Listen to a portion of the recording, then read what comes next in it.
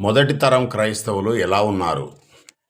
యేసుక్రీస్తు నా రక్షకుడని, నా విమోచకుడని, నా కొరకు కల్వరి శిలువలో ప్రాణం పెట్టాడని నమ్మిన వారందరూ బాప్తిసం తీసుకొని క్రీస్తులోనికి వచ్చిన వారు ప్రతి ఒక్క విశ్వాసి ఇంట ప్రతిరోజు సంఘంగా కూడుకొని దేవునికి మహిమకరంగా దేవునిని స్తుతించుచు గణపరచుచు యేసుక్రీస్తు ద్వారా ప్రజలందరి దయ పొందుతూ ఆనందంగా సంతోషంగా పాపం లేని కల్మషం లేని స్వభావంతో విశ్వాసాన్ని రక్షణను కొనసాగిస్తూ సంఘంలో కొత్తగా చేరిన వారిని బలోపేతం చేస్తూ చేర్చుకొనుచు క్రీస్తు రెండవ రాకడ కొరకు నిరీక్షణ కలిగి నిరాడంబర జీవితం జీవించారు.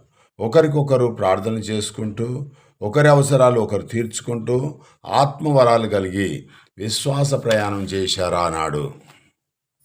ఈనాటి క్రైస్తవంలో ఐక్యత, సహోదర ప్రేమ లేదు లేదు.